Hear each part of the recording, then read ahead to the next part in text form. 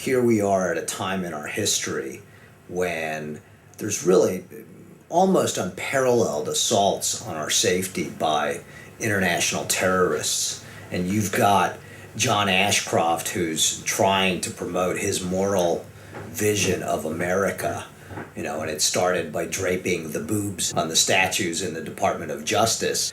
The illegal drug trade is a billion-dollar illegal industry targeted on exploiting human weaknesses in order to reap billions of dollars in illegal profits.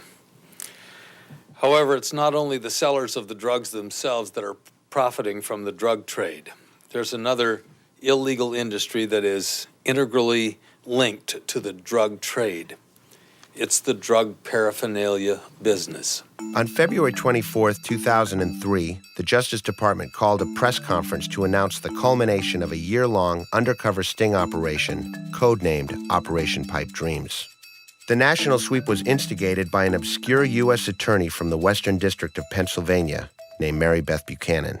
But just to give you a description of how this would be used, the illegal drugs would be inserted, for example, into this area. Mary Beth Buchanan grew up in Roscoe, Pennsylvania, a small, all-white town 30 miles south of Pittsburgh with a population of just under 900. In her high school yearbook, she said her favorite hangout was Pizza Hut, and that when she went to college, she planned on majoring in accounting. After getting her law degree from the University of Pennsylvania, Mary Beth Buchanan became a Pennsylvania State District Attorney. Then, on September 11, 2001, United Airlines Flight 93 crashed 60 miles southeast of Pittsburgh, inside Mary Beth's jurisdiction.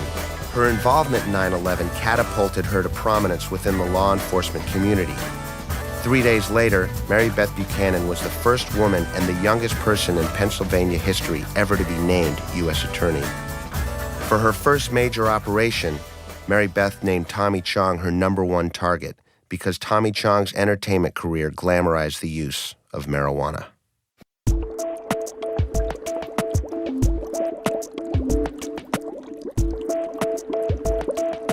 I remember writing orders for states, going all fired up, and then going wait a second, after I'm getting their information, going, wait, where are you?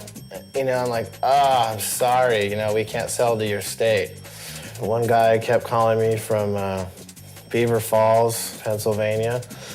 And I told him we couldn't sell in the state, so he kept calling me back. Thanks for holding. Yes, hello? Yeah, hi. Hey, how are you? Good, how are you doing? I got a bummer email that says you guys don't ship to me.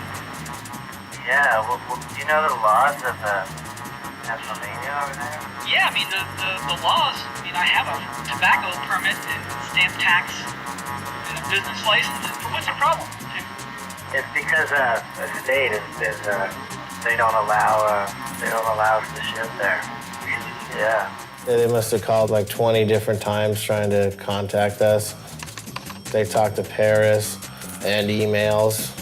In the conversations, it's you can tell that it's, I'm saying no and the guy's not listening. I got a PA tobacco license. I got all the right police stations. 2 blocks away. It's the DEA though. It's like a federal across the state line. And then he would come back and go, I talked to my lawyer. He said that's only in Pittsburgh, but in my county, in Beaver Falls, it's allowed. So came down to it where he decided that he was going to show up at the warehouse and buy it. I believe he said, I'm going to rent a Navigator because you know how I do it. And I was like, okay, yeah, well, as long as you're coming here. They bought everything that we didn't have in stock. So once we filled the order, then they were like, oh, well, we're not in town, just ship it to us. We ended up just finally shipping it because it was just sitting there and it was on hand and we were holding up other orders. So it was probably 8 months, the whole thing. Hey, Peter, it's Russell from Chong. Hey, Russ, what's going on? Oh, man, how you doing? Good, man. I just going through these boxes. I haven't gotten a chance to open them up yet, but... Oh, no way. They're there, though. Yeah. Oh, killer. I just want to check, make sure you got everything. We got them, brother. This could be it, Harry.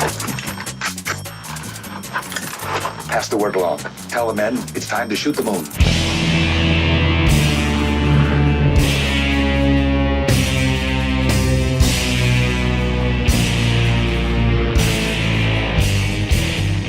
I couldn't believe the manpower that they had. There was nobody inside, and they like stormtrooped the place. 45 agents, as soon as I opened up the door, they pushed me out of the way and they ransacked the factory. Like as if somebody was in there waiting to ambush me over glass. And it wasn't like anyone was really hiding anything because everybody was listed with their address. We weren't like a garage operation. We were a company that paid taxes. All they had to do was pick up a phone. We would have told them everything because we were wide open. But they wanted to make it look like a criminal enterprise, so they had to do the old raid in the morning. Once they got the one thing they needed, then that whole operation could go forward. We were the last straw, you know? That was the last thing they needed. Throw Tommy in on top of the pile, and now it's on. Where no one, it wouldn't even have made the news if they would have went up to Oregon and shut people down.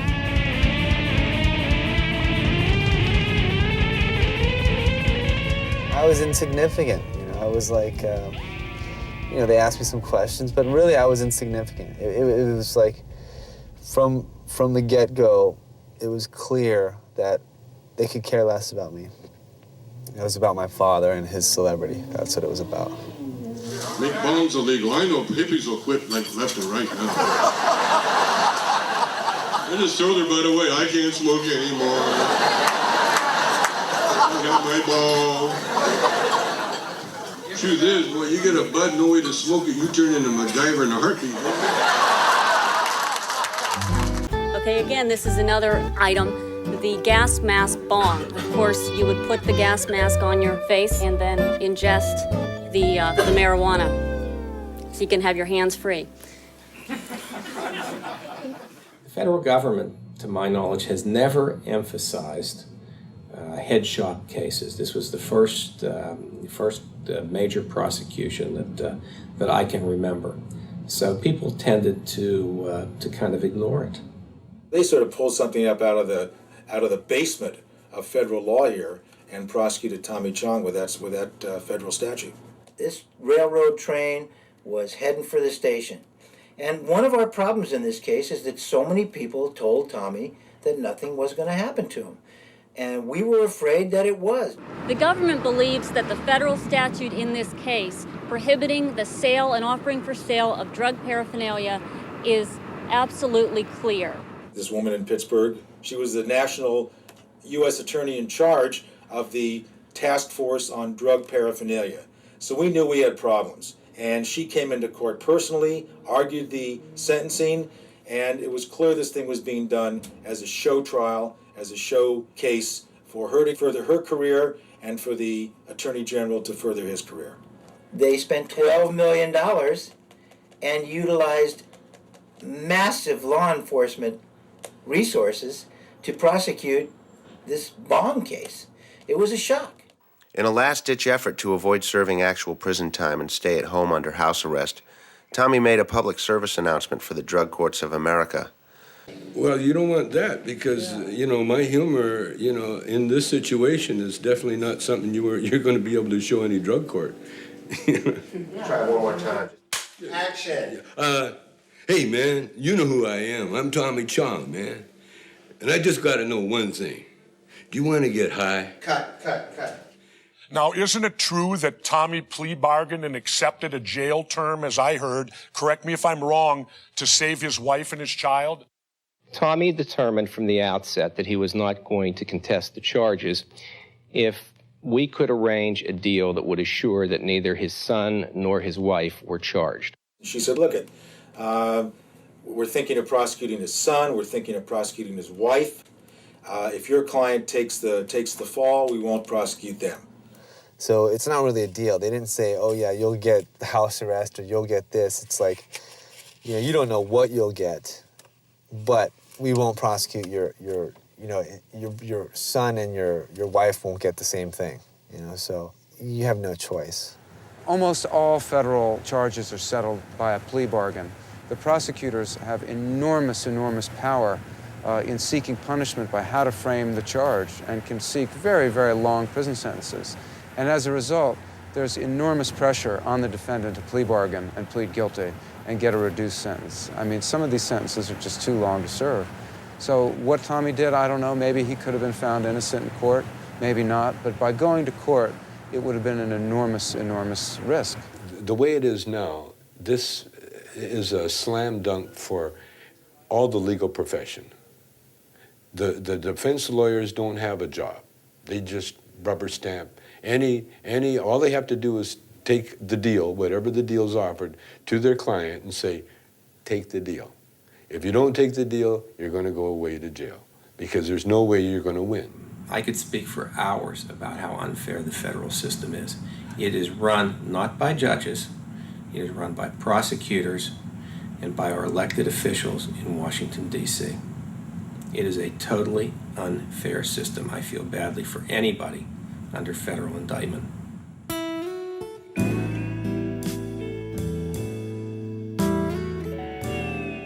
Tommy got 9 months.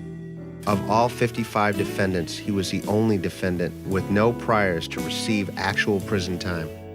What we did was identify every distributor over the internet who supplied these products, and we charged every single one of them without exception. But is it true that the 54 others got less than Tommy got, that Tommy got the most severe sentence of the 55? Of the 55, most defendants did receive a far less sentence. However, there was someone who was prosecuted just 2 years ago who received a sentence of 2 years. So that's substantially more than the sentence that Tommy Right, but your answer is that in Operation Pipe Dream, he received the most severe sentence. So far, yes. Okay. Yeah, so they want to get you in there. And that's okay. It's okay. It's a nice new prison in near Bakersfield. Minimum security. Totally minimum. No, it's a federal. It's very nice. Shaw, Forrest on the phone. Yeah, he got a phone call this morning. Mr. Chong, like I'm a real big fan of yours, but you have to go to jail October the 8th, 2 o'clock at a place called Taft. It's somewhere in California. I don't know where that is either, but it's somewhere in California.